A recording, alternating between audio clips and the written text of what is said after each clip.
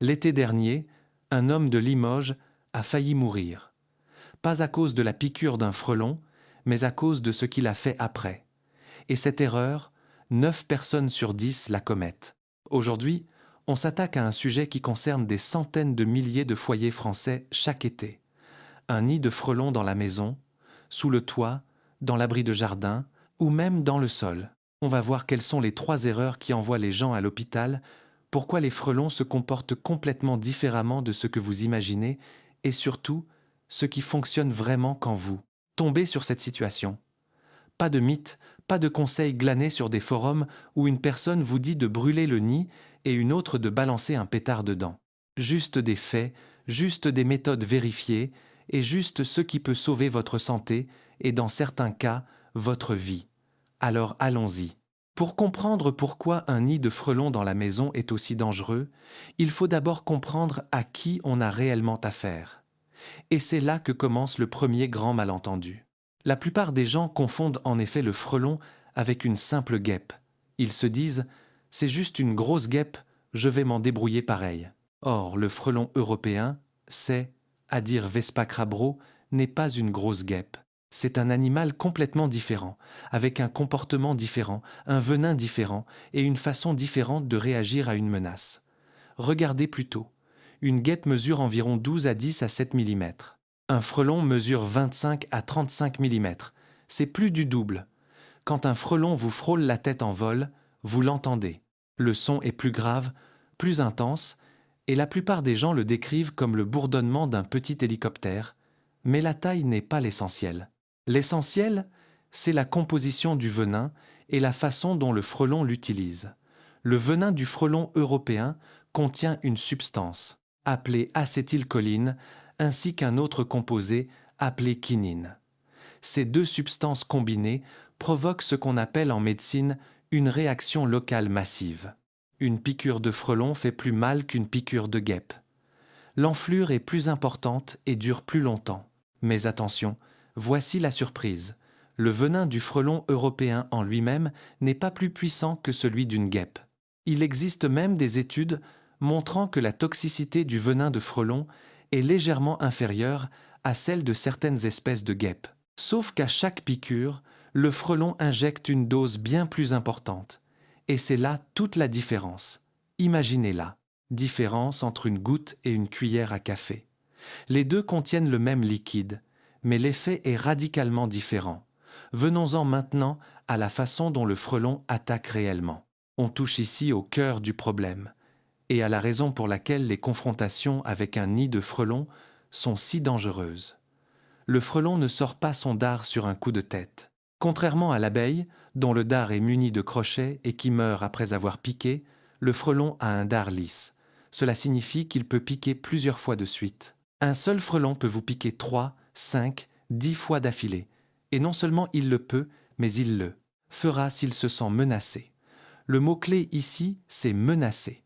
Le frelon européen est en réalité un animal étonnamment pacifique. Si vous ne le menacez pas, il n'a aucune raison de vous attaquer. Il vole, chasse les mouches, butine, nourrit les larves du nid, et il ne s'intéresse pas aux humains. Le problème survient au moment où vous franchissez une frontière invisible qu'on appelle la zone de défense du nid. Chez le frelon européen, cette zone a un rayon d'environ 2 à 5 mètres autour du nid. Cela dépend de la taille de la colonie, de la température, de l'heure de la journée et du fait que les frelons soient calmes ou déjà irrités. Quand vous entrez dans cette zone, les gardes postés à l'entrée du nid vous repèrent, mais cela ne signifie pas encore une attaque. La garde vous observe d'abord, surveille vos mouvements, détecte les vibrations que vous émettez et vous sent. Oui, les frelons ont un odorat très développé. Si à ce moment-là, vous faites une chose bien précise, la garde émet un signal chimique qui, en quelques secondes, va activer des dizaines, voire des centaines d'autres frelons en été. Et ce signal ne peut pas être annulé. Une fois l'alarme lancée, c'est l'attaque de tous les saints. Et c'est ici qu'on revient à Thomas de Limoges, mais pas tout à fait encore. Voyons d'abord comment un nid de frelons se forme réellement et à quoi il ressemble aux différentes périodes de l'année, car c'est absolument essentiel pour comprendre l'ampleur du problème auquel vous faites face. Tout commence au printemps, généralement en avril ou début mai, quand la reine fécondée sort d'hibernation. C'est le seul frelon à avoir survécu à l'hiver. Toute la colonie de l'année précédente est morte avec les premières gelées, comme c'est habituel chez les insectes sociaux.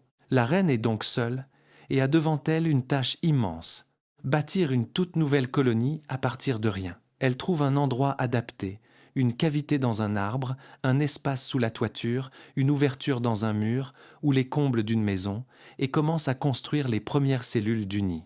Le matériau est du bois mâché mélangé à de la salive. Cela donne cette matière papier caractéristique, grise ou brunâtre, qui ressemble à du parchemin. À ce stade précoce, le nid est minuscule. Imaginez une balle de ping-pong avec quelques cellules hexagonales à l'intérieur. La reine y pond des œufs et les nourrit elle-même. Elle chasse seule, s'occupe de tout. Il faut environ 4 à 6 semaines avant que les premières ouvrières n'éclosent, et c'est là que tout bascule. Dès que les premières ouvrières sont là, la reine cesse de sortir voler. Elle reste dans le nid, où son unique rôle devient de pondre des œufs. Les ouvrières prennent en charge tout le reste: construction, défense, nourrissage des larves, chasse et ravitaillement. Et le nid se met à croître de façon exponentielle. En juin, le nid compte peu, être 50 individus. En juillet, il peut y en avoir 200, en août 500. Et au pic de la saison, généralement fin août ou début septembre, une colonie forte de frelons peut compter 800 à 1000 individus. Le nid peut alors mesurer 30 à 40 cm de diamètre et ressembler à un gros ballon gris avec 1 ou 2 ouvertures dans la partie basse. Et maintenant, imaginez que vous ayez tout ça dans les combles de votre maison. C'est exactement la situation dans laquelle s'est retrouvé Thomas. Sauf que Thomas n'a pas vu un petit nid printanier, celui qu'un professionnel règle en 10 minutes. Thomas a découvert le nid en juillet, quand environ 300 frelons y vivaient déjà, et il a décidé de régler ça lui-même. On arrive maintenant au cœur de cette vidéo, les 3 erreurs mortelles que les gens commettent lorsqu'ils tombent sur un nid de frelons. Et je dis mortelles, parce qu'en France, des personnes meurent chaque année des suites de piqûres d'insectes. Selon Santé publique France, on compte en moyenne quelques cas par an. Ça paraît peu, mais quand on réalise que la plupart de ces décès sont évitables, c'est un chiffre qui devrait retenir votre attention. Erreur numéro 1. Vaporiser un insecticide ou mettre le feu au nid. C'est de loin l'erreur la plus fréquente et aussi la plus dangereuse. La logique de départ est compréhensible. Vous avez chez vous une bombe anti-guêpes et mouches. Vous vous dites que ça marchera aussi sur les frelons. Vous vaporisez et le problème est réglé. Sauf que ça ne fonctionne pas comme ça, et la raison est fascinante sur le plan biologique. Les insecticides du commerce contiennent en général des pyrétrinoïdes, des versions synthétiques de la pyrétrine, un insecticide naturel extrait des fleurs de chrysanthème. Il fonctionne très bien sur les mouches et sur les guêpes isolées, mais les frelons sont plus résistants. Leur carapace, l'exosquelette, est plus épaisse, et le produit chimique la traverse plus lentement. Cela signifie que le spray ne tue pas le frelon sur le coup. Au lieu de ça, il l'irrite, et un frelon irrité fait quelque chose qui va changer toute la situation. Il libère par son dard ce qu'on appelle une phéromone d'alarme. C'est une substance chimique que les autres frelons captent instantanément avec leurs antennes. Et cette substance dit une seule chose: nous sommes menacés, attaqués. Quand vous vaporisez un insecticide dans le nid ou autour, vous ne tuez pas la colonie, vous l'activez. En 5 à 10 secondes, des dizaines de frelons furieux commencent à sortir du nid à la recherche de la source de la menace. Et la source de la menace, c'est vous. Vous êtes là, bombe à la main, à 2 mètres du nid, et soudain une 50aine de frelons tournent autour de vous, chacun capable de vous piquer plusieurs fois. C'est exactement la situation qui envoie les gens à l'hôpital. Pas une piqûre, mais 20, 30, 50 piqûres d'un coup. Et il y a une seconde variante de cette erreur, le feu. Sur Internet, on trouve des vidéos où quelqu'un enflamme un chiffon, l'approche du nid et commente « Voilà comment on fait ». Ce que ces vidéos ne montrent pas, c'est ce qui se passe 10 secondes après. Un nid de frelons est fait de matière papier, donc oui, ça brûle, mais ça brûle très vite et de façon incontrôlable. Si le nid se trouve sous le toit, dans les combles ou dans un mur de la maison, vous venez de mettre le feu à votre propre maison, et en plus, vous êtes entouré d'un essaim de frelons furieux, car le feu les irrite exactement comme le spray. En Allemagne, en 2020, un homme de Basse-Saxe a mis le feu à un nid de frelons dans son abri de jardin. L'abri a entièrement brûlé, et le feu s'est propagé à la haie et à la façade de la maison familiale. Les dégâts ont dépassé 100 000 € et l'homme s'est retrouvé à l'hôpital avec des brûlures et 18 piqûres. Retenez donc ceci, l'insecticide en spray et le feu sont les deux pires choses que vous puissiez utiliser près d'un nid de frelons. Pas parce qu'ils ne fonctionnent pas sur les insectes, mais parce qu'ils déclenchent une attaque massive. C'est comme donner un coup de pied dans un nid de guêpes, mais 10 fois pire. Erreur numéro 2, boucher l'entrée du nid. Ici, la logique est encore plus compréhensible. Vous vous dites, je repère le trou par lequel les frelons entrent et sortent, et je le bouche, avec de la mousse expansive, un chiffon, du plâtre, n'importe quoi. Les frelons ne peuvent plus sortir. Ils s'asphyxient à l'intérieur, et le problème est résolu sans que j'aie eu besoin de m'approcher d'eux. Ça semble presque génial, non? Sauf que ce plan a une faille, fatale que les gens ignorent. Les frelons savent se créer une nouvelle sortie. Leurs mâchoires, appelées mandibules, sont incroyablement puissantes. Elles peuvent ronger le bois, le placo, le polystyrène, et parfois même une maçonnerie fine. Quand vous bouchez l'entrée principale, les frelons ne meurent pas. Ils cherchent un autre passage. Et cet autre passage mène très souvent à l'intérieur de la maison. Imaginez la scène. Vous avez un nid dans les combles. Vous bouchez le trou du pignon par lequel les frelons sortaient, et 2 jours plus tard, vous avez 100 frelons dans votre chambre, parce qu'ils se sont frayés un chemin à travers le plafond en placo, à travers l'isolant, et à travers la fine cloison entre les combles et la pièce habitée. C'est exactement ce qui est arrivé à une famille près de Clermont-Ferrand. Un homme avait bouché avec de la mousse expansive une fissure sous la gouttière où il voyait les frelons voler. 3 jours plus tard, sa femme s'est réveillée en pleine nuit en sentant quelque chose de gros lui ramper sur le visage. Elle a allumé la lumière et il y avait dans la chambre plusieurs dizaines de frelons qui s'étaient frayé un chemin à travers l'isolation du plafond. Elle a été piquée 14 fois et a dû être transportée à l'hôpital. Heureusement, elle n'était pas allergique, mais elle a quand même passé 2 jours en observation. Boucher l'entrée est dangereux, pour une autre raison encore. Quand les frelons ne peuvent plus sortir, le stress augmente dans le nid et des frelons stressés sont agressifs. Un animal normalement calme, qui vous aurait ignoré, se transforme en mécanisme de défense qui attaque tout ce qui bouge. Donc, même s'il ne se fraye pas de chemin jusque dans la maison, toute nouvelle tentative d'intervention, comme ouvrir la lucarne des combles, finira par une attaque massive. On arrive ainsi à l'erreur numéro 3.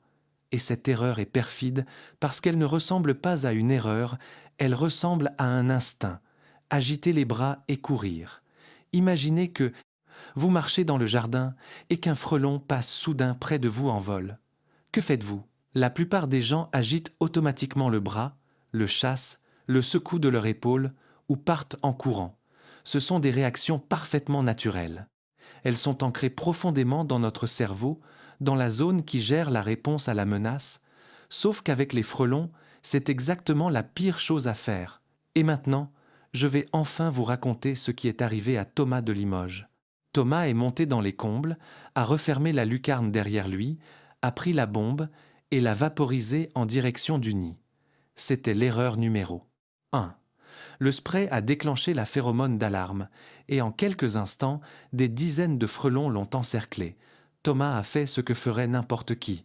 Il a commencé à agiter les bras, à essayer de se retourner et de courir vers la lucarne. C'était l'erreur numéro 3. Et là, je dois expliquer pourquoi agiter les bras et les mouvements brusques sont si dangereux. Les frelons réagissent au mouvement. Leur système visuel est optimisé pour détecter les mouvements rapides autour d'eux, car c'est exactement ainsi qu'ils repèrent proie et prédateur. Quand vous agitez le bras, le frelon l'interprète comme une attaque. Mais ce n'est pas tout. En agitant les bras et en faisant des mouvements brusques, vous transpirez et la sueur humaine contient des substances que les frelons perçoivent comme un signal d'alerte. Il s'agit notamment de l'acétate d'isopentyl, un composé chimique structurellement proche de la phéromone d'alarme des frelons. Donc plus vous bougez, plus vous transpirez, plus vous attirez de frelons et plus vous les provoquez. Thomas agitait les bras dans des combles remplis de frelons. Chaque geste en attirait d'autres. Chaque piqûre libérait une nouvelle dose de phéromones qui appelait d'autres frelons du nid. Une réaction en chaîne s'est enclenchée. Thomas a été piqué plus de 40 fois avant de Tally réussir à ouvrir la lucarne et à redescendre. Il s'affaiblissait, ses mains gonflaient, sa vue devenait floue. Sa femme, en bas, a entendu des cris et a appelé les secours. Quand les secouristes sont arrivés, Thomas était en choc anaphylactique. Jusqu'à ce jour, il ignorait qu'il était allergique aux frelons. Aucun frelon ne l'avait jamais piqué auparavant, ou alors une seule fois, et son corps n'avait pas réagi de façon marquée à cette unique piqûre. Mais 40 piqûres, c'est une toute autre catégorie.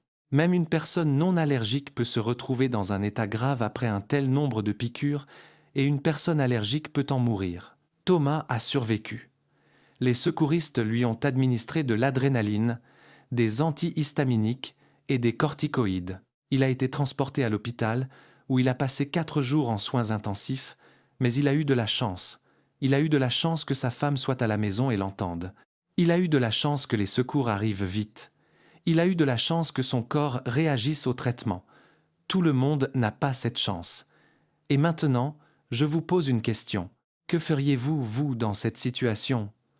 Honnêtement, si vous montiez maintenant dans vos combles et que vous y trouviez un nid de frelons, quelle serait votre première réaction ? Je parie que la plupart d'entre vous attraperaient une bombe insecticide, ou appelleraient leur conjoint, leur père, un voisin, bref quelqu'un qui va régler ça tout seul, parce que c'est ce qu'on nous a appris. Être autonome, se débrouiller, ne pas dépendre des professionnels. Sauf que dans ce cas précis, ça ne marche pas. Un nid de frelons n'est pas une canalisation bouchée ou un robinet qui goutte. Un nid de frelons, c'est une colonie de centaines d'animaux venimeux dotés d'un système de défense coordonné et d'une communication chimique. Le traiter comme un simple problème domestique, c'est comme décider de réparer soi-même son tableau électrique parce qu'on a vu une vidéo sur Internet. On peut avoir de la chance, mais on peut aussi ne pas en avoir. Voyons maintenant quelque chose que peu de gens savent et qui me fascine personnellement. Comment un nid de frelons fonctionne réellement comme un organisme. Parce que quand on comprend cette dynamique, on comprend aussi pourquoi les 3 erreurs sont aussi fatales. Une colonie de frelons fonctionne sur le principe du superorganisme. Cela signifie que les frelons individuels ne sont pas des êtres autonomes au sens où nous l'entendons. Ils sont plutôt comme les cellules d'un grand corps. La reine est l'organe reproducteur. Les ouvrières sont le système immunitaire, le système digestif et l'appareil locomoteur réunis en un seul. Les larves sont l'avenir de la colonie et le nid lui-même est la peau et le squelette. Quand vous menacez le nid, vous ne menacez pas des individus, vous menacez tout l'organisme. Et cet organisme réagit exactement comme le ferait votre propre corps si quelqu'un lui enfonçait une aiguille, par une mobilisation générale du système de défense. La communication à l'intérieur du nid est incroyablement sophistiquée. Outre la phéromone d'alarme dont j'ai parlé, il existe des dizaines d'autres signaux chimiques que les frelons utilisent. Une phéromone qui dit « voici de la nourriture », une phéromone qui dit « voici de l'eau », une phéromone qui dit « la reine est en bonne santé et féconde », et une phéromone qui dit « la reine est mourante, il est temps de produire de nouvelles reines ». Toute la colonie est reliée par un réseau invisible de messages chimiques, et chaque frelon y a son rôle. Les ouvrières que vous voyez voler autour du nid se répartissent en plusieurs groupes. Certaines sont chasseuses. Elles sortent et rapportent des proies. Les frelons chassent mouches, guêpes, abeilles, chenilles, papillons et autres insectes. Une colonie puissante peut capturer un demi-kilo d'insectes par jour. C'est une quantité énorme. Et c'est justement pour ça que les frelons sont si importants pour l'écosystème. Ce sont des prédateurs de haut niveau dans le monde des insectes, et leur présence régule fortement les populations de nuisibles. Ironiquement, le frelon que l'on craint et que l'on veut détruire est en réalité notre allié. Mais on y reviendra. Un autre groupe d'ouvrières sont les bâtisseuses. Elles récoltent le bois des clôtures, des poutres, des bancs et d'autres surfaces en bois. Vous avez être déjà remarqué un frelon posé sur une clôture en bois qui semble la lécher. En réalité, il la ronge, il en arrache de fines fibres, les mélange à sa salive et les rapporte au nid pour construire de nouvelles cellules ou renforcer les parois. D'autres ouvrières sont nourricières et s'occupent des larves, et enfin il y a les gardes qui surveillent l'entrée du nid et décident qui peut entrer et qui ne le peut pas. Cette répartition du travail est dynamique. Les jeunes ouvrières commencent comme nourricières à l'intérieur du nid, puis passent progressivement à des tâches plus exigeantes à l'extérieur. Les ouvrières les plus âgées deviennent chasseuses et gardes, car ce sont les rôles les plus dangereux, et la perte d'individus âgés affecte moins la colonie que la perte de jeunes. C'est un système évolutivement parfaitement pensé. Et vous savez ce qui est le plus intéressant là-dedans ? Tout ce système fonctionne sans aucun commandement central. La reine ne donne pas d'ordre, elle ne dit pas à l'ouvrière numéro 157 d'aller construire. Chaque frelon réagit aux signaux chimiques et à la situation autour de lui. Quand le nid a faim, plus d'ouvrières basculent vers la chasse. Quand le nid est endommagé, plus d'ouvrières basculent vers la construction. Quand le nid est menacé, tout bascule vers la défense. C'est une intelligence décentralisée, un comportement émerge qui naît de règles simples à l'échelle individuelle et qui crée des schémas complexes à l'échelle collective. Et c'est justement pour ça qu'attaquer un nid est si dangereux. Vous n'avez pas affaire à des individus, vous avez affaire à un seul cerveau collectif doté de centaines de dards. Et ce cerveau n'a qu'une seule priorité, la survie de la colonie. D'ailleurs, si ce sujet vous intéresse et que vous voulez voir plus de vidéos sur le comportement fascinant des animaux qui vivent tout près de nous, abonnez-vous à la chaîne Secrets de la faune et activez la cloche pour ne rater aucun épisode. Partagez cette vidéo avec quiconque a une maison ou un jardin, car ces informations peuvent sauver la santé de quelqu'un. Et maintenant, on continue. On a vu ce qu'il ne faut pas faire. Voyons maintenant ce qui fonctionne. Et je vous le dis tout de suite, la réponse est plus simple que vous ne le pensez, mais elle exige une chose que beaucoup de Français n'aiment pas entendre. Appelez un professionnel. Je sais comment ça sonne. Je sais qu'en France, on a une culture du bricolage et de l'autonomie. Je sais qu'appeler une entreprise de désinsectisation pour ce qui ressemble à une heure de travail paraît excessif. Mais laissez-moi vous dire une chose tirée de mon expérience. J'ai parlé à des pompiers, j'ai parlé à des professionnels de désinsectisation, j'ai parlé à des médecins urgentistes, et tous disent la même chose. L'écrasante majorité des cas graves qu'ils traitent concernent des personnes qui ont essayé de retirer elles-mêmes un nid de frelons. Le professionnel arrive, intervient et repart. Pas de drame, pas de piqûre, pas d'ambulance. Alors voyons concrètement comment ça se passe, étape par étape. D'abord, qui appeler ?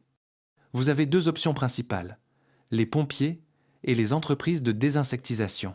Vous appelez les pompiers si le nid se trouve dans un endroit dangereux, par exemple en hauteur sur une façade, près d'une aire de jeu ou dans un lieu accessible au public. En France, les pompiers interviennent sur les nids de frelons et de guêpes selon la politique de leur SDIS local. Certains départements facturent désormais ce type d'intervention lorsqu'il n'y a pas de danger immédiat, tandis que d'autres restent gratuits en cas de danger avéré. Si le nid se trouve sur une propriété privée sans risque immédiat, les pompiers vous orienteront le plus souvent vers une entreprise de désinsectisation. Ces entreprises spécialisées s'occupent de l'élimination des insectes et des nuisibles indésirables. Une intervention contre un nid de frelons coûte en général entre 80 et 250 €, selon la taille du nid, son emplacement et son accessibilité. Certaines entreprises facturent un supplément pour les travaux en hauteur ou les interventions de nuit, mais ça reste incomparablement moins cher qu'une facture d'hôpital, sans compter que l'assurance habitation ne couvre généralement pas la destruction des nids d'insectes, alors que la sécurité sociale et votre mutuelle ne rembourseront qu'une partie des frais d'hospitalisation. Voyons maintenant quoi faire en attendant l'arrivée du professionnel, car cela peut prendre plusieurs heures, voire plusieurs jours, surtout en été quand les entreprises de désinsectisation sont débordées. Règle numéro 1. Fermez les fenêtres et les portes proches du nid. Si le nid est dans les combles, fermez la lucarne et tout accès aux combles. Si le nid est sous le toit près d'une fenêtre, fermez-la et laissez-la fermée. Les frelons qui entrent et sortent du nid utilisent une navigation visuelle et sont habitués à une trajectoire de vol précise. Si vous ne bloquez pas leur passage, ils continueront sur leur trajet habituel et n'entreront pas dans la maison. Mais si vous bloquez l'entrée principale, tout en laissant une fenêtre ouverte, ils chercheront un chemin alternatif, et ce chemin pourrait bien devenir votre salon. Règle numéro 2. N'allumez pas de lumière la nuit près du nid. Les frelons sont actifs surtout le jour, mais ils réagissent à la lumière. Si vous allumez une lampe la nuit près d'une fenêtre proche du nid, vous risquez d'attirer des frelons contre la vitre, et s'il y a une fissure dans la fenêtre, de les attirer à l'intérieur. Règle numéro 3. Évitez les odeurs fortes. Ça paraît étrange, mais c'est important. Parfums, déodorants, shampoings parfumés, boissons sucrées, fruits, tout cela attire les frelons. Si vous savez que vous avez un nid dans la maison, limitez l'usage de produits parfumés. Ne laissez pas de corbeilles de fruits sur le rebord de fenêtre et ne laissez pas de canettes de boissons sucrées ouvertes sur la terrasse. Un frelon, qui entre dans une canette de soda et que vous buvez sans le voir, vous piquera à la lèvre ou à la langue, et l'enflure au niveau du cou et de la gorge peut obstruer les voies respiratoires. Règle numéro 4. Soyez particulièrement prudent le matin et le soir. Les frelons sont actifs toute la journée, mais le matin et le soir, quand ils partent du nid ou y reviennent, leur nombre augmente autour du nid. Environ une demi-heure après le lever du soleil et une demi-heure avant le coucher, c'est là que la circulation autour du nid est la plus intense. Et maintenant, un point qui peut littéralement vous sauver la vie, l'allergie au venin d'insectes. C'est un sujet largement sous-estimé en France. L'allergie au venin d'hyménoptères, c'est, à dire des abeilles, des guêpes et des frelons, toucherait selon les estimations 2 à 5% de la population. Cela représente en France plusieurs millions de personnes allergiques au venin d'insectes. Et la plupart d'entre elles l'ignorent, car l'allergie ne se manifeste généralement pas à la première piqûre, mais à la deuxième, la troisième ou la 20e. Quand un frelon vous pique pour la première fois, votre corps fabrique des anticorps contre les composants du venin. À la piqûre suivante, ces anticorps peuvent déclencher une réaction immunitaire excessive, appelée anaphylaxie. Le choc anaphylactique est un état dans lequel le système immunitaire réagit si violemment qu'il commence à endommager le corps lui-même. La tension artérielle chute, les voies respiratoires se resserrent, des œdèmes et des éruptions apparaissent, la personne peut perdre connaissance et sans traitement, le choc anaphylactique peut tuer en quelques minutes. C'est pourquoi il est absolument essentiel de savoir si vous êtes allergique. Si vous avez déjà été piqué par un insecte et que la réaction a dépassé la simple douleur locale, c'est à dire si un œdème est apparu loin du point de piqûre, avec des difficultés respiratoires, des vertiges, une éruption sur tout le corps, des nausées ou des fourmillements dans les mains et les pieds, allez consulter un allergologue. Faites-vous tester, et si l'allergie est confirmée, faites-vous prescrire un stylo auto-injecteur d'adrénaline. En France, la marque la plus connue est Anapen, mais il en existe d'autres comme Jext. C'est un stylo que vous vous injectez dans la cuisse en cas de réaction anaphylactique et qui peut vous sauver la vie en attendant les secours. D'ailleurs, une personne allergique devrait toujours avoir son auto-injecteur sur elle. Pas dans le sac à main, pas dans la voiture, pas dans un tiroir de la chambre, sur soi, parce qu'un choc anaphylactique n'attend pas que vous alliez chercher votre médicament.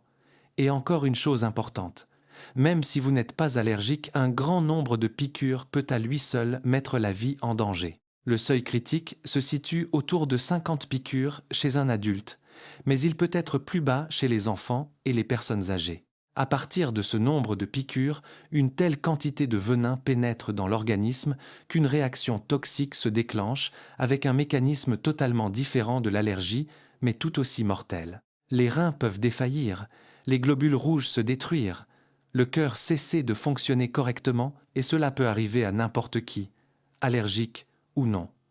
C'est pourquoi je le répète, n'essayez jamais de retirer un nid de frelons vous-même.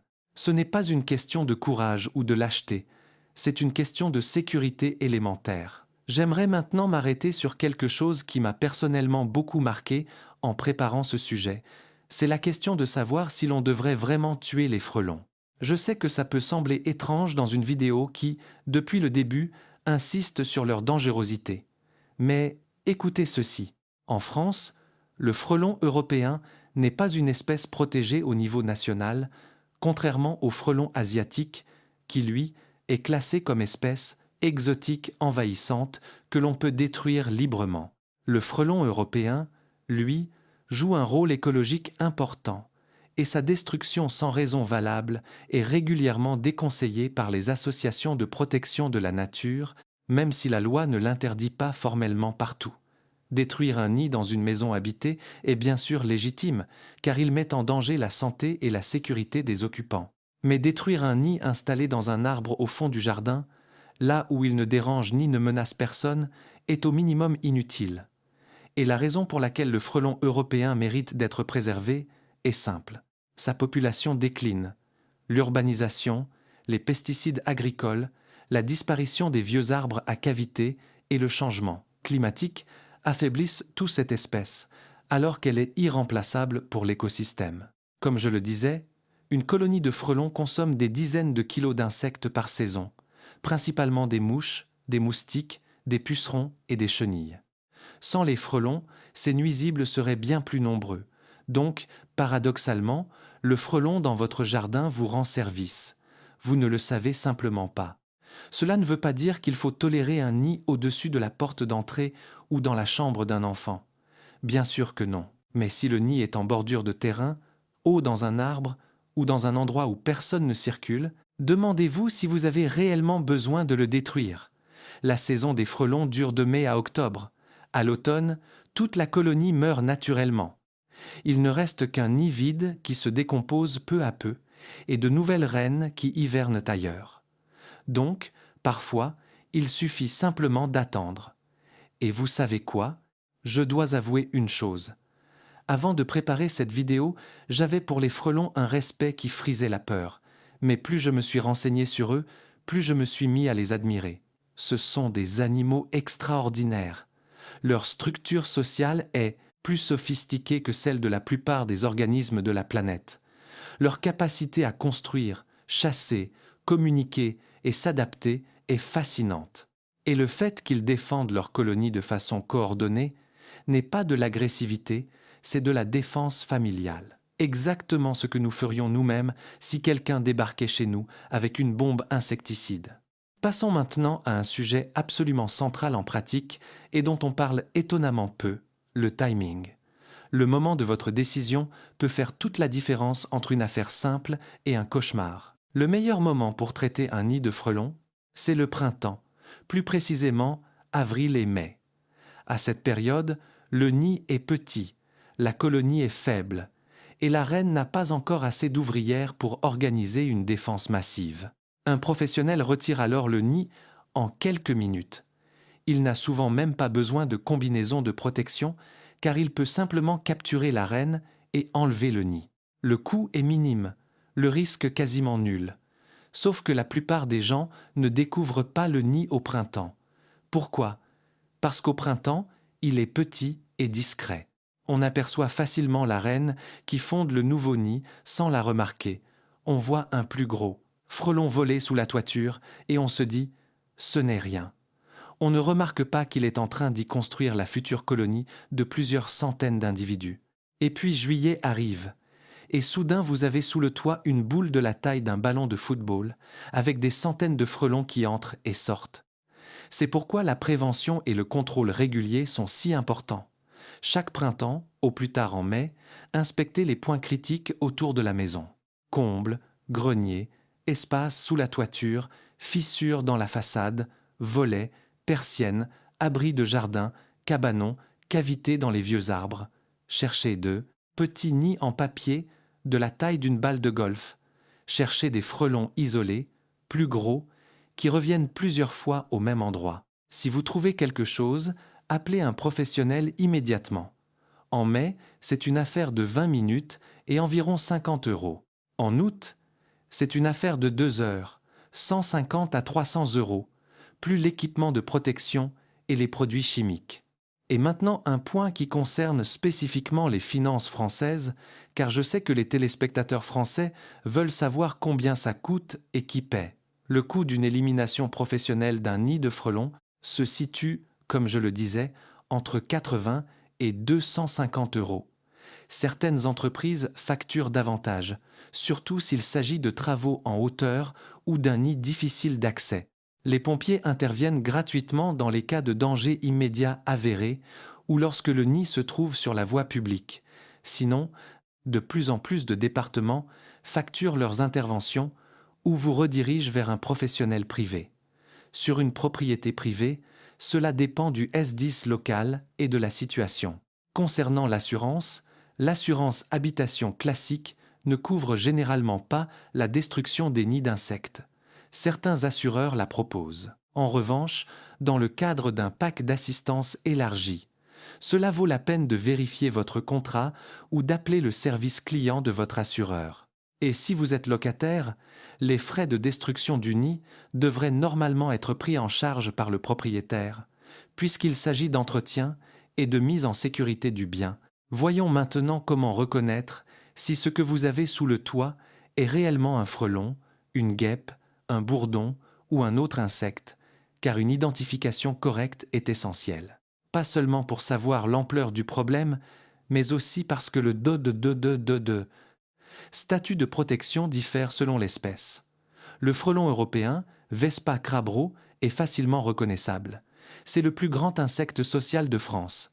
Il mesure 5 à 5 cm. Il a un thorax brun-roux, un abdomen jaune et noir et une grosse tête avec de puissantes mandibules. Sa coloration est plutôt chaude, brune et jaune, contrairement à la guêpe qui a un contraste jaune et noir très net. En vol, le frelon paraît plus massif, plus lent, et son bourdonnement est plus grave. Le nid du frelon européen se trouve toujours dans un espace fermé. Contrairement aux guêpes qui peuvent construire leur nid, même en plein air, le frelon a besoin d'une cavité protégée. C'est pourquoi on le trouve si souvent dans les combles, les cavités d'arbres, les cheminées, derrière les bardages ou dans les nichoirs à oiseaux. Le nid a une forme caractéristique de sac ovoïde en matière papier, avec 1 ou 2 ouvertures en bas. La couleur est le plus souvent grise, gris-brun ou brunâtre, selon le type de bois dont les frelons ont raclé le matériau de construction. S'ils ont récolté du bois d'une clôture en bouleau, le nid sera plus clair. S'ils ont pris du chêne, il sera plus foncé. Il est important de distinguer le frelon européen du frelon dit asiatique, Vespa velutina, qui s'est répandu ces 20 dernières années dans toute la France, où il est aujourd'hui présent quasiment partout, à l'exception de certaines zones montagneuses. Contrairement au contexte tchèque, où cette espèce reste rare, en France, le frelon asiatique est devenu extrêmement courant, en particulier dans le sud-ouest et l'ouest du pays, et il représente un enjeu majeur pour l'apiculture, car il s'attaque activement aux ruches d'abeilles domestiques. Le frelon asiatique est légèrement plus petit que le frelon européen. Il a une coloration brun foncé à noir, avec une seule bande jaune-orangé bien visible sur l'abdomen et des extrémités de pattes jaunes. Contrairement au frelon européen, il construit souvent son nid en hauteur, dans la cime des arbres, d'où il est difficile à repérer, mais il peut aussi nicher plus bas, dans une haie ou sous un abri. Si vous tombez sur un frelon que vous n'arrivez pas à identifier, photographiez-le et envoyez la photo à votre mairie, à la Fédération régionale de défense contre les organismes nuisibles, Fredon, ou à un apiculteur local. Pour le frelon asiatique, le signalement est même vivement recommandé, car en tant qu'espèce invasive, sa propagation est activement surveillée par les autorités et sa destruction est encouragée, contrairement aux frelons européens. On arrive ainsi à un autre sujet important. Que faire si un frelon vous pique ? Car même en étant prudent, cela peut arriver. Vous jardinez, vous vous penchez vers un massif, et vous ne remarquez pas le frelon sur une fleur, ou vous ouvrez une fenêtre et le frelon entre chez vous, ou vous buvez une limonade sur la terrasse et un frelon se glisse dans votre verre. D'abord, les informations de base. Une piqûre de frelon fait mal. Elle fait plus mal qu'une piqûre de guêpe, et nettement plus qu'une piqûre d'abeille. C'est une douleur vive et brûlante qui s'intensifie pendant la première minute, puis diminue progressivement. La zone de la piqûre enfle, rougit et démange. C'est une réaction locale normale. Et chez un adulte en bonne santé et non allergique, elle ne présente pas de danger grave. La douleur dure quelques heures. L'enflure peut persister 2 à 3 jours. Que faire immédiatement après une piqûre? D'abord, éloignez-vous de l'endroit, d'un pas calme. Ne courez pas, n'agitez pas les bras. Éloignez-vous simplement, calmement et sans à-coups. Ensuite, examinez la plaie. Contrairement à l'abeille, le frelon ne laisse pas son dard dans la plaie, vous n'avez donc rien à retirer. Troisièmement, nettoyez la plaie à l'eau et au savon. Quatrièmement, appliquez une compresse froide, de la glace enveloppée dans un linge ou un sachet de légumes surgelés. Le froid réduit l'enflure et atténue la douleur. Cinquièmement, si vous avez un gel ou une crème antihistaminique, appliquez-le sur la piqûre. Et maintenant, le plus important, surveillez votre état. Si dans les 30 minutes qui suivent la piqûre, l'un des symptômes suivants apparaît, appelez immédiatement le 15, SA, BI ou le 112. Difficulté à respirer, gonflement du visage, des lèvres ou de la langue, vertige ou évanouissement, éruption ou urticaire sur tout le corps, pouls rapide ou irrégulier, sensation de serrement dans la gorge, nausée ou vomissement. Tout cela sont des signes de réaction anaphylactique et nécessitent une aide médicale immédiate. Si vous êtes allergique et que vous avez un auto-injecteur sur vous, utilisez-le immédiatement. N'attendez pas les symptômes et même après l'injection, appelez quand même les secours car l'effet de l'adrénaline est temporaire. La réaction peut réapparaître. J'aimerais maintenant vous dire quelque chose d'un peu controversé, mais que je considère important. Il existe toute une série de remèdes de grand-mère contre les piqûres d'insectes qui circulent sur Internet et se transmettent de génération en génération. Mettre de l'oignon dessus, badigeonner de vinaigre, appliquer du dentifrice, boire de l'alcool pour neutraliser le venin, la plupart de ces conseils sont au mieux inefficaces et au pire nocifs. L'oignon et le vinaigre n'ont aucun effet prouvé sur le venin d'insectes. Le dentifrice peut irriter la plaie et l'alcool dilate les vaisseaux sanguins, ce qui signifie que le venin se propage plus vite dans le corps. Donc, si quelqu'un essaie de vous convaincre de poser des tranches de pommes de terre sur la piqûre et d'avaler un verre de génépi, ignorez-le poliment. Et le vieux truc de la petite cuillère chauffée, on chauffe une cuillère dans l'eau chaude et on l'applique sur la piqûre. Cette méthode a au moins une certaine logique, car certains composants du venin d'insectes sont thermolabiles, c'est à dire qu'ils se dégradent sous l'effet de la chaleur. Sauf que la température nécessaire pour vraiment les décomposer vous brûlerait la peau, donc l'effet pratique est minime. Et le risque de brûlure bien réel. Mieux vaut s'en tenir à la compresse froide, aux antihistaminiques et à un médecin si besoin. Voyons maintenant quelques faits intéressants sur les frelons que vous ignorez peu être, et qui vous aideront à mieux comprendre ces créatures fascinantes. Premier fait, les frelons dorment. Enfin, pas comme nous, mais leur activité diminue nettement la nuit. Ils restent dans le nid, se déplacent plus lentement et réagissent aux stimuli extérieurs avec un temps de retard. C'est pourquoi les professionnels de la désinsectisation interviennent le plus souvent la nuit ou tôt le matin, quand la colonie est la moins active et que la majorité des individus sont à l'intérieur. Deuxième fait, les frelons chassent la nuit. Contrairement aux guêpes et aux abeilles strictement diurnes, les frelons peuvent voler au crépuscule et dans l'obscurité. Leurs grands yeux composés ont une sensibilité à la lumière supérieure à celle des nôtres, ce qui leur permet de s'orienter même avec un éclairage minimal. C'est pourquoi un frelon peut vous rendre visite même le soir, surtout si vous avez une lumière allumée.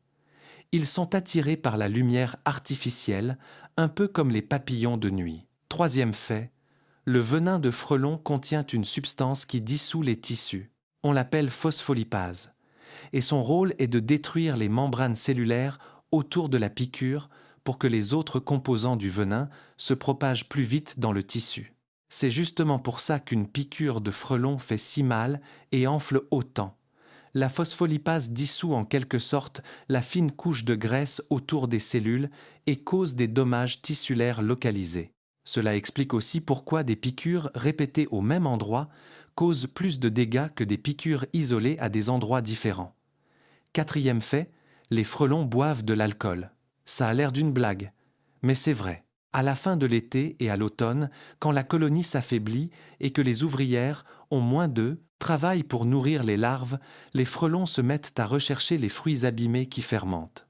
La consommation d'alcool issue de fruits fermentés est bien documentée chez les frelons, et elle entraîne un comportement qu'on pourrait qualifier d'ivresse. Les frelons volent de façon désordonnée, se cognent aux obstacles, tombent au sol et deviennent plus agressifs. Donc si vous croisez en septembre un frelon au comportement étrange, il est fort possible qu'il ait un peu trop abusé des poires pourries. Cinquième fait, le frelon européen est une espèce indigène en Europe. Il y vit depuis des milliers d'années. Il fait partie de la nature française au même titre que le cerf, le renard ou le pic-vert. Ce n'est pas un envahisseur, pas un étranger. Il fait partie de notre faune et de notre paysage, et son déclin est un problème qu'on devrait prendre au sérieux. Bien, passons maintenant à un résumé rapide. Si vous êtes actuellement près d'un nid de frelons ou si vous venez d'en découvrir un, voici votre plan d'action. Étape 1. Restez calme. Ne criez pas, ne courez pas, n'agitez pas les bras. Éloignez-vous lentement et calmement d'au moins 5 mètres du nid. Étape 2. N'utilisez jamais de spray, de feu, ni aucun autre moyen par vous-même. Ne bouchez pas l'entrée du nid avec de la mousse expansive, un chiffon, du papier ou quoi que ce soit d'autre. Étape 3. Fermez les fenêtres et les portes proches du nid. Limitez au maximum vos déplacements dans les environs du nid. Si le nid est dans les combles, n'y allez pas. Étape 4. Appelez un professionnel. Soit les pompiers au 18 ou au 112, soit une entreprise locale de désinsectisation. Décrivez-leur précisément où se trouve le nid, sa taille et comment y accéder. Étape 5. Si vous savez que vous êtes allergique, préparez votre auto-injecteur et gardez-le à portée de main. Si vous ne savez pas si vous êtes allergique, comportez-vous comme si vous l'étiez. Cela veut dire ne pas s'approcher du nid, ne pas y toucher et attendre le professionnel. Étape 6. Prévenez tout le monde dans le foyer, enfants, conjoints, colocataires, voisins. Tout le monde doit savoir qu'il y a un nid de frelons dans la maison ou le jardin où il se trouve précisément et ce qu'il ne faut pas faire. Voilà le plan complet. 6 étapes dont aucune n'exige d'héroïsme, d'équipement spécial, ni de confrontation physique avec un essaim de frelons, juste du bon sens et un téléphone. Une question me vient à l'esprit que vous vous posez peut être « et si ?» J'ai un jeune enfant et que le nid est près de l'endroit où il joue. Et si le professionnel ne peut pas venir tout de suite et que la situation est urgente, ce sont des inquiétudes légitimes et la réponse est claire. S'il existe un danger immédiat pour la vie, en particulier pour des enfants, des personnes âgées ou des personnes déclarées allergiques, appelez les pompiers. Je dis bien les pompiers, pas une entreprise de désinsectisation. Les pompiers disposent de l'équipement, de la formation et de l'obligation d'intervenir dans les situations de danger imminent. Dites précisément au dispatcher quelle est la situation où se trouve le nid et qui est en danger. Les pompiers évalueront la priorité et décideront de l'intervention. Et encore un conseil pratique. Si vous avez répétitivement des problèmes de nid de frelons dans votre jardin ou autour de la maison, investissez dans la prévention. Vérifiez et calfeutrez toutes les ouvertures dans la façade, le pignon et sous le toit. Installez des grilles sur les orifices de ventilation. Retirez les vieux nichoirs à oiseaux inutilisés et inspectez régulièrement, d'avril à mai, les zones à risque. Une intervention précoce, à un stade débutant, est 1000 fois plus simple, moins chère et plus sûre que la gestion d'une colonie totalement développée en été. Puisqu'on parle de prévention, disons, quelques mots des pièges à frelons et des répulsifs vendus en magasin et sur Internet. Il existe toute une gamme de produits qui promettent de dissuader les frelons de nicher près de chez vous. Certains reposent sur un faux nid, une imitation censée convaincre la reine que le territoire est déjà occupé. D'autres sont des répulsifs chimiques et d'autres encore des répulsifs électroniques. Je vais être direct, Les preuves scientifiques de l'efficacité de ces produits sont, au mieux, faibles. Les faux nids ont une certaine logique, car le frelon européen est territorial et évite en général de fonder une colonie près d'un autre nid. Mais les études montrent que cet effet est peu fiable et dépend de nombreux facteurs. Les répulsifs chimiques peuvent fonctionner à court terme, mais leur effet s'estompe vite et les frelons s'y habituent. Quant aux répulsifs électroniques, qui émettent des ultrasons ou des vibrations, les études scientifiques disponibles ne leur trouvent aucun effet démontrable. La meilleure prévention reste physique, le calfeutrage des ouvertures et l'inspection régulière. Et si, malgré votre prévention, une reine décide que vos combles sont l'endroit idéal pour une nouvelle colonie, aucun faux nid ni répulsif ne l'en dissuadera aussi efficacement qu'une détection précoce et une intervention professionnelle. J'aimerais maintenant revenir sur une idée mentionnée plus tôt et la développer. J'ai dit que le frelon européen jouait un rôle écologique important et que sa population déclinait. Mais pourquoi cela devrait-il nous concerner? Et pourquoi j'en parle dans une vidéo principalement centrée sur la sécurité? La réponse est simple. Parce que comprendre pourquoi les frelons existent et quel rôle ils jouent change fondamentalement notre façon de les aborder. Et une meilleure approche signifie moins de confrontations, ce qui veut dire moins de piqûres, ce qui veut dire moins de gens à l'hôpital. Les frelons ne sont pas nos ennemis, ce sont nos voisins. Ils vivent ici depuis plus longtemps que nous, et dans leur milieu naturel, ils accomplissent un travail pour lequel on devrait leur être reconnaissant. Ils régulent les populations de mouches, moustiques, guêpes et autres nuisibles bien plus efficacement que n'importe quel produit chimique. Ils pollinisent certaines fleurs, même s'ils sont moins spécialisés que les abeilles, ils servent de nourriture aux oiseaux, notamment aux citelles et aux pics, qui en hiver fouillent les nids de frelons abandonnés pour récupérer les larves restantes.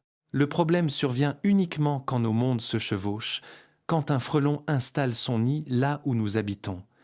Et à ce moment-là, c'est à nous de réagir intelligemment, pas dans la panique, pas avec agressivité, pas avec le feu et le spray, mais avec bon sens. On appelle un professionnel, on règle le problème en sécurité, et l'année suivante, on pense peu être à vérifier la toiture un mois plus tôt. Vous savez ce qui me semble le plus intéressant dans tout ce sujet? Que le problème de Procht, un nid de frelons dans la maison, n'est pas un problème d'insectes. C'est un problème de comportement humain. Les frelons font ce qu'ils font depuis des millions d'années. Ils construisent des nids, chassent, se reproduisent, rien n'a changé de leur côté. Ce qui a changé, c'est que nous leur avons pris les endroits où ils nichaient. Nous avons abattu les vieux arbres à cavités et les avons remplacés par des maisons en béton pleines de fissures et de cavités sous le toit, encore plus attirantes pour les frelons qu'un vieux chêne. Et ensuite on s'étonne qu'ils s'y installent. Bien, voyons maintenant quelques situations spécifiques que les gens rencontrent, et sur lesquelles les spectateurs me posent souvent des questions. Que faire si un frelon entre dans votre voiture? Ça arrive assez souvent, surtout en été, quand on roule fenêtres ouvertes. L'important, c'est de ne pas paniquer. Arrêtez la voiture dans un endroit sûr, ouvrez toutes les fenêtres et laissez le frelon sortir.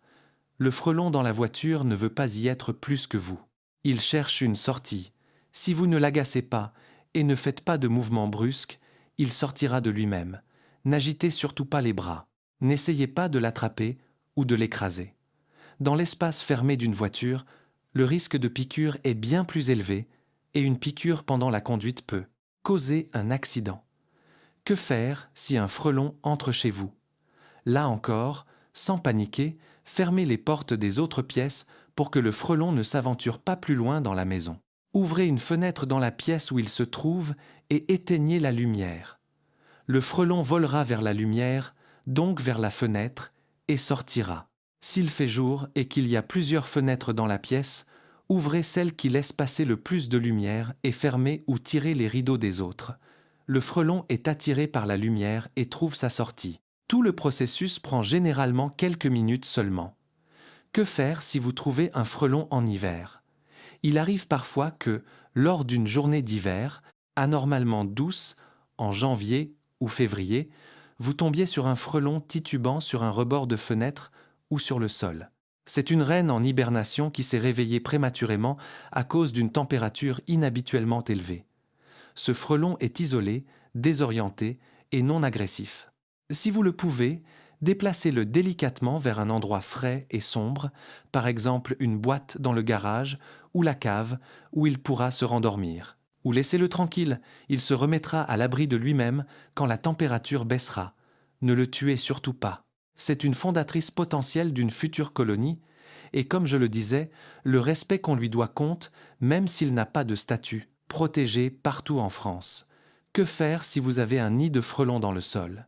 Oui, le frelon européen niche parfois dans le sol, généralement dans d'anciens terriers de rongeurs ou des cavités sous les racines d'arbres. C'est une situation particulière, car un nid au sol est moins visible et on risque plus facilement de marcher dessus. Si vous découvrez un nid souterrain, balisez la zone, par exemple avec des piquets ou du ruban pour que personne ne marche dessus par inadvertance, et appelez un professionnel. La destruction d'un nid souterrain demande une méthode différente de celle d'un nid dans les combles et doit être réalisée exclusivement par un spécialiste. Et, une dernière situation dont on parle rarement, que faire si un frelon vous pique au cou ou dans la bouche? C'est le scénario médicalement le plus dangereux, même pour les personnes non allergiques. Un œdème au niveau du cou, de la langue ou de la gorge peut obstruer les voies respiratoires et provoquer une asphyxie. Si vous êtes piqué dans cette zone, appelez immédiatement les secours. En attendant, sucez de la glace ou des glaçons si vous en avez, car le froid ralentit le développement de l'œdème. Et si vous avez un antihistaminique en comprimé, prenez-le. Mais surtout, n'attendez pas. En cas de piqûre au cou ou au visage, chaque minute compte. Passons maintenant à une question que j'aime bien et qu'on me pose assez souvent. Un frelon peut-il sentir la peur? La réponse courte est non. La réponse longue est un peu plus nuancée. Les frelons n'ont pas la capacité de percevoir les émotions humaines. Ils n'ont pas de radar à peur, à tristesse ou à courage. Ce qu'ils ont, en revanche, c'est un odorat extrêmement sensible et la capacité de détecter les mouvements et les vibrations. Et la peur provoque des changements physiologiques que les frelons peuvent détecter. Quand vous avez peur, vous transpirez davantage. Vos mouvements sont plus saccadés et plus rapides. Votre respiration s'accélère. Tout cela, ce sont des signaux que le frelon perçoit, pas comme de la peur, mais comme une menace. Donc les frelons ne perçoivent pas votre peur, mais ils perçoivent les conséquences de votre peur. Et ces conséquences les provoquent bien plus que si vous étiez calme. C'est pourquoi le premier et le plus important conseil face à un frelon reste toujours le même. Restez calme. Ce n'est pas une formule toute faite. C'est littéralement la stratégie de défense la plus efficace que vous ayez. D'ailleurs, il y a une dernière chose dont j'aimerais parler. La façon dont on réagit face à un frelon est en grande partie une question culturelle. Au Japon, où vit le redoutable frelon géant Vespa mandarinia, presque 2 fois plus grand que notre frelon européen, et dont le venin est nettement plus dangereux, il existe une profonde tradition culturelle de respect envers cet insecte. Les Japonais tuent les frelons quand c'est nécessaire, mais les admirent aussi comme un symbole de force et de courage. Dans certaines régions du Japon, les larves de frelons sont même consommées comme mets raffinés, frites ou mélangées à du riz. En Europe, nous n'avons pas ce genre de rapport culturel aux frelons. La peur et le rejet dominent, et c'est dommage, car la peur mène à des réactions paniques, et les réactions paniques mènent à l'hôpital. Si les gens en savaient plus sur les frelons, ils en auraient moins peur, et avec moins de peur, ils commettraient moins d'erreurs. C'est en substance tout le sens de cette vidéo. Je ne vous demande pas d'aimer les frelons, je vous demande de les comprendre. Et maintenant, avant de nous quitter, un rapide résumé des points les plus importants. Le frelon européen est grand, mais en réalité moins agressif qu'une guêpe. Il n'attaque que si son nid est menacé. N'utilisez jamais de spray, de feu, ni ne bouchez l'entrée du nid. Ces 3 approches aggravent dramatiquement la situation. Face à un frelon, restez calme. N'agitez pas les bras, ne courez pas. Éloignez-vous lentement. Faites toujours retirer un nid de frelons par un professionnel.